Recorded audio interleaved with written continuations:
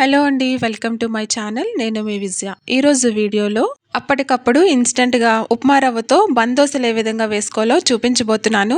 సాఫ్ట్గా, చాలా హెల్తీగా, చాలా టేస్టీగా ఉంటాయి.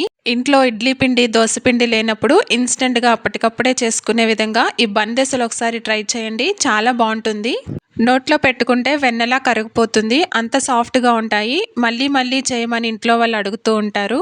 దీనికోసం ముందుగా ఒక మిక్సీ జార్ తీసుకొని దాంట్లో 1 కప్ దాకా ఉప్మా రవ్వను తీసుకోవాలి. ఎర్ర గోధుమ నూక అంటారు కదా, అది. అలాగే 1/2 కప్ వరకు పెరుగును తీసుకోవాలి. 1/2 కప్ వాటర్ వేసుకోవాలి. ఇలా 3 వేసుకున్నాక మెత్తగా దోసపిండిలాగా గ్రైండ్ చేసుకొని ఒక మిక్సింగ్ బౌల్లో తీసుకోవాలి.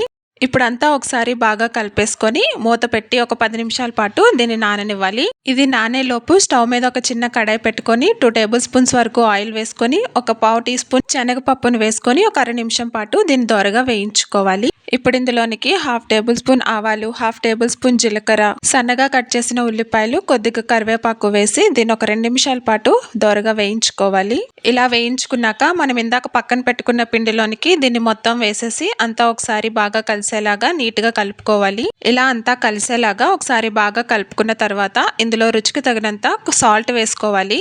అలాగే ఈ బందోసల్లోనికి కంపల్సరీగా బేకింగ్ సోడా అనేది కూడా వేసుకోవాలి.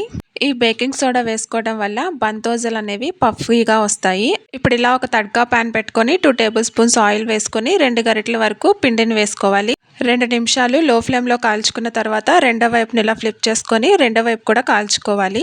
ఇప్పుడు దీన్ని సర్వింగ్ ప్లేట్లో తీసుకొని సర్వ్ చేసుకోవటమే. ఇలాగే మిగిలిన బందోసలన్నీ కూడా వేసేసుకోవాలి. మీరు ఒకవేళ సోడా వేసుకోవడం ఇష్టం లేకపోతే దాన్ని స్కిప్ చేసేసి ఊతప్పం లాగా చిన్న దోశల్లాగా వేసేసుకోవచ్చు. ఈ బందోసల్ని ఏ చట్నీతో సర్వ్ చేసుకున్నా కూడా చాలా టేస్టీగా ఉంటాయి. అసలు చట్నీ లేకుండా ఉత్తినే కూడా తినేయచ్చు. చూసారా ఎంత సాఫ్ట్గా ఫ్లఫీగా వచ్చాయో. లోపల కూడా చాలా చక్కగా ఉడికాయి కదా.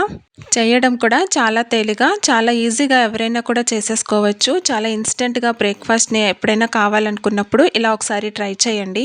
మరి వీడియో కనుక మీకు నచ్చినట్లయితే లైక్ చేయండి. మీ ఫ్రెండ్స్ అండ్ రిలేటివ్స్కి షేర్ చేయండి. మరిన్ని హెల్తీ అండ్ టేస్టీ రెసిపీస్ కోసం నా ఛానల్ని సబ్స్క్రైబ్ చేసుకోండి. Thank you for watching.